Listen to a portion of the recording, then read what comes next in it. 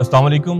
मेरा नाम सैयद शहीर हसन रिजवी है। डिपार्टमेंट ऑफ एंटरप्रेन्योरशिप में अपनी पीएचडी परस्यू कर रहा हूँ। इसके साथ साथ मैं इस्लामी यूनिवर्सिटी भोपाल में एज अ प्रोग्राम मैनेजर भी सर्व कर रहा हूँ। जहाँ तक मेरी फैमिली बैकग्राउंड का ताल्लुक है तो मैं भोपाल के एक बड़े अदबी खानदान से ताल्लुक रखता हूँ। मेरी दादाजान शहाब दिलवी पाकिस्तान के मशहूर शोरा में से शामिल हैं। अदीब रहे, सहाफ़ी रहे और स्पेशली वो उनका एक हिस्ट्री में बड़ा नाम है।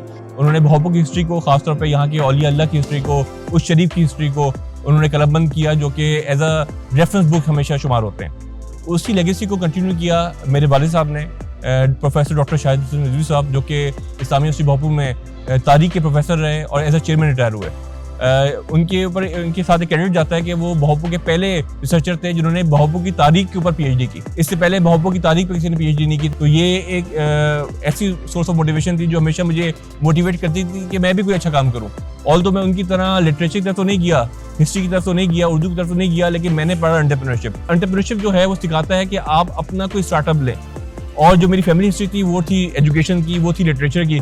तो मैंने इनको जब मर्ज किया तो मेरे माइंड में एक सोशल एंटरप्रेन्योरशिप आइडिया आया। मेरी जो मोटिवेशन थी वो एक सोशल मीडिया पोस्ट थी, जो कि वेस्ट टेरिस यूएसए के प्रोफेसर हैं, उनकी पोस्ट ने मुझे मोटिवेट किया कि यूएसए के अंदर मुख्तलिफ प्लेसेस पे छोटी छोटी लाइब्रेरीज मौजूद हैं। तो मैंने उसी लाइब्रेरी के कॉन्सेप्ट को रेप्लिकेट किया और यहाँ मैंने नाम रखा गोशाए ज़हनी तस्कीन।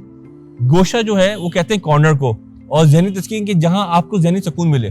तो ये जब मैं आइडिया डिस्कस कर रहा था तो मैंने अपने वालिद साहब से डिस्कस किया और उन्होंने कहा कि यही नाम बेस्ट रहेगा कि किताबें जो हैं वो जितना सुकून और जितना इल्म आपको दे सकती हैं, चाहे कोई और चीज़ ना दे सके। जो पहली लाइब्रेरी थी मेरी, वो मैंने अगस्त 2022 में मैंने उसको एस्टेब्लिश किया था। उसको मैंने डेडिकेट किया था दादाजान को, शहाब दिलवी को, in the memory of Shahab Dehlvi, जो कि माशाल्लाह वो मॉडर्न ए में अवेलेबल है। उसके बाद मैंने एक और स्टार्टअप लिया, वो मैंने इस्लामी यूनिवर्सिटी भोपाल में लगाया। अभी 10 से 15 मेरे और पाइपलाइन के अंदर हैं, वो भोपाल के हम मुख्तलिफ प्लेसेस पे स्टॉल करने का प्लान कर रहे हैं।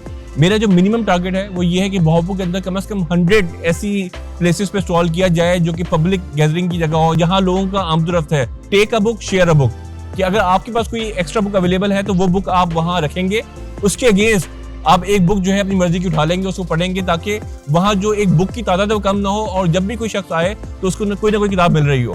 तो अल्हम्दुलिल्लाह आज 1 साल होने को है, किताबें भी मौजूद हैं, वो लाइब्रेरी मौजूद है और मुझे खुशी होती है कि लोग रेगुलर बेसिस पे वहाँ नई नई किताबें ला के रख रहे होते हैं। तो यहाँ एक मोटिवेशन स्टोरी जिससे मैं बड़ा मोटिवेट भी हुआ कि पिछले दिनों मैं मसरूफ था, तो मैं एक दिन शाम को जब घर पहुंचा तो देखा कि वो लाइब्रेरी बिल्कुल खाली है। तो मुझे बड़ा अफसोस हुआ कि ये हमने मेंशन किया है कि यहाँ किताबें आपने रखनी भी हैं और उसके अगेंस्ट निकालनी है। तो खैर मैंने सोचा कि सुबह मैं किताबें रख दूंगा। सुबह मैं 10-11 बजे दोबारा जब लाइब्रेरी के पास गया तो मैं देख के बड़ा खुश भी हुआ, हैरान भी हुआ कि वो जो लाइब्रेरी थी वो फुल ऑफ बुक्स थी। मतलब कोई साहब आए और माशाल्लाह वो पूरी लाइब्रेरी को भर गए।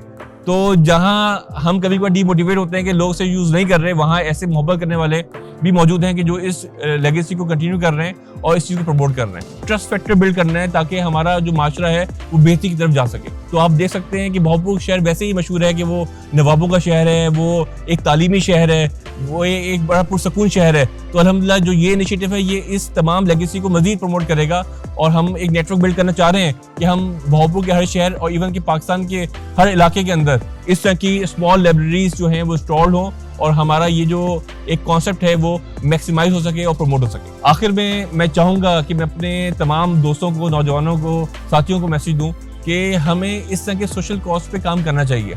इससे एक तो आपके अंदर एक सेंस ऑफ आता है कि मैंने कुछ किया, आपको एक खुशी महसूस होती है और साथ में आप जब इस तरह के इनिशिएटिव करते हैं तो माशरे में बेहतरी के इम्कान बढ़ जाते हैं।